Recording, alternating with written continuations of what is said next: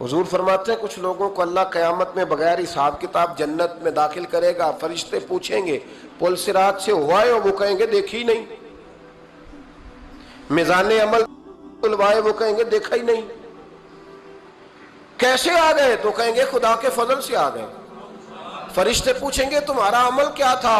وہ کہیں گے کچھ بھی نہیں، عام لوگوں کی طرح نماز پڑھتے تھے، روزہ رکھتے تھے، حج فرض ہوا تو کیا، زکوٰۃ اگر ہمارے اوپر لاگو ہوئی تو دی، عام روٹین کے معاملات۔ تو فرمایا اتنی بڑی فضیلت کے بغیر حساب کتاب جنت، کوئی تو وجہ ہوگی۔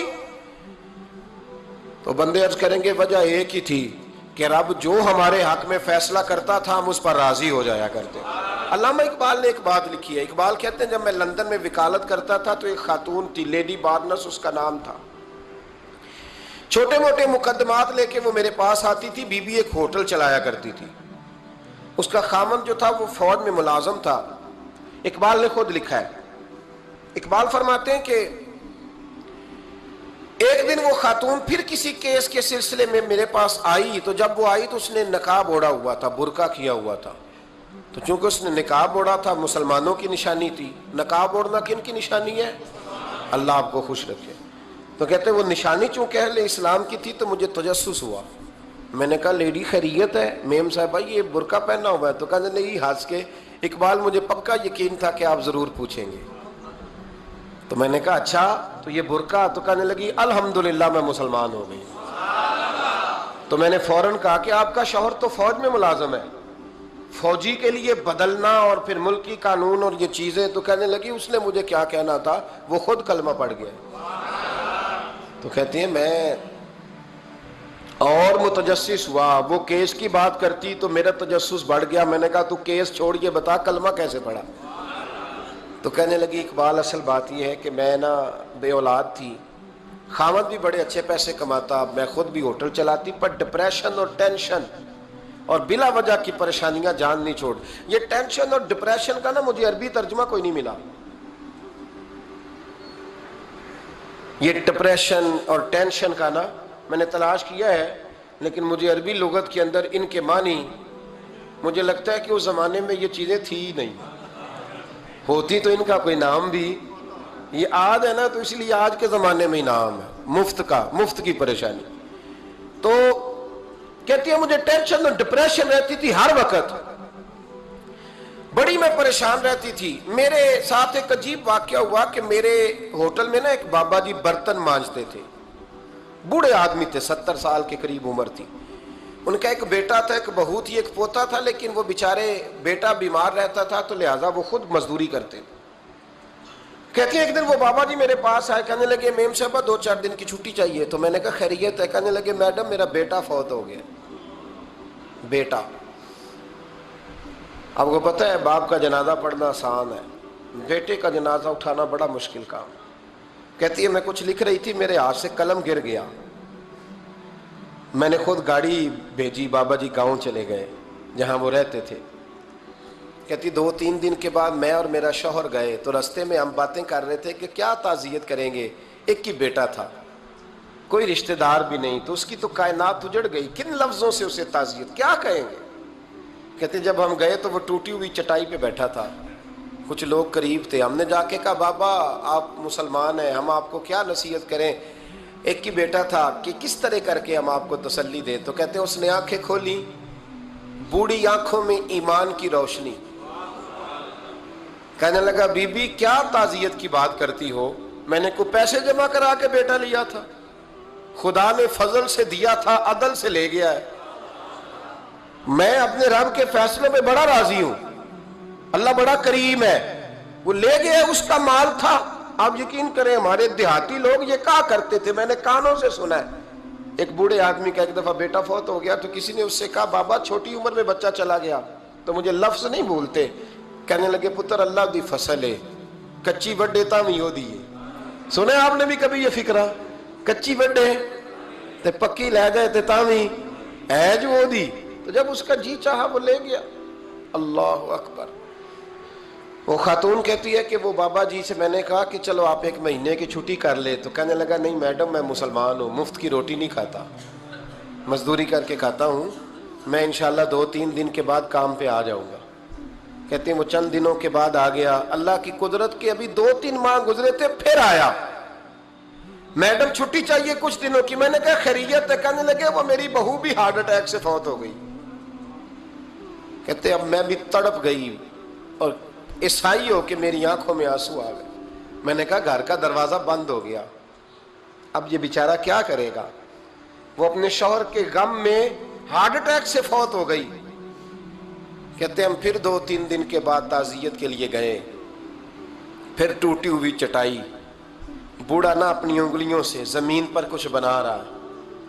کہتی قریب گئی اور میں نے جا کے کہا بابا اب تو تسلی آپ نے خود ہی کرنی ہے، جو نظام تھا وہ تو ہو گیا۔ تو کہتے ہیں پھر اس نے آنکھیں کھولی، آسمان کی طرف دیکھا تو کہنے لگا بیٹی کوئی پریشانی نہیں، میرا بیٹا بغیر شادی کے بھی تو فوت ہو ہی سکتا تھا نا، بس میرے مالک نے جب چاہا جیسے چاہ ہوا، میں انشاءاللہ 2-4 دن کے بعد کام پہ آؤں گا۔ یہ میرا 3-4-5 سال کا پوتا ہے، ابھی اسکول داخل ہوا ہے، میں ساتھ لے آؤں گا، وہاں میرے ساتھ اوپر کوارٹر میں جہاں میں رہتا ہوں یہ بھی رہے گا۔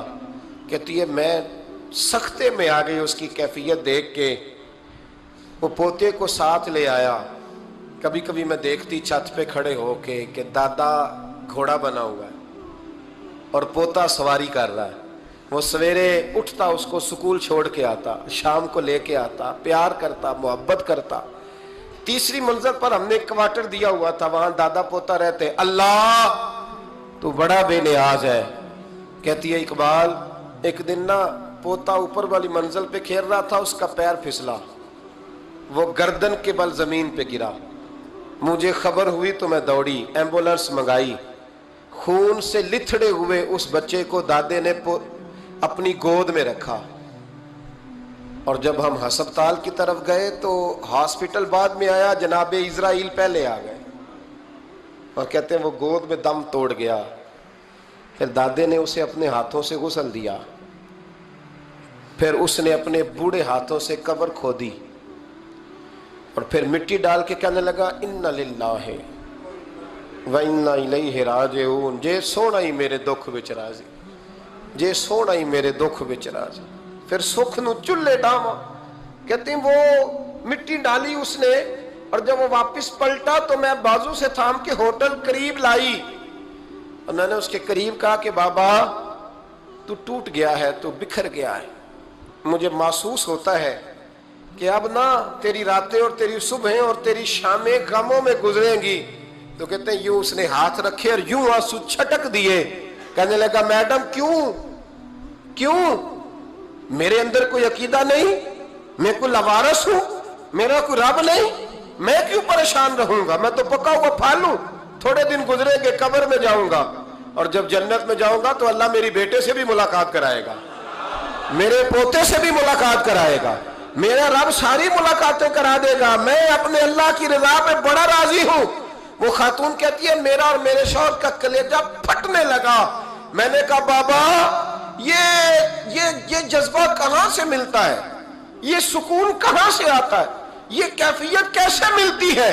مجھے کہنے لگا تو نے لینی ہے؟ میں نے کہا، تو کہنے لگا تو بھی گنبد خضرا والے نبی کا کلمہ پڑھ جا، تو بھی رسول اللہ کا کلمہ پڑھ جا۔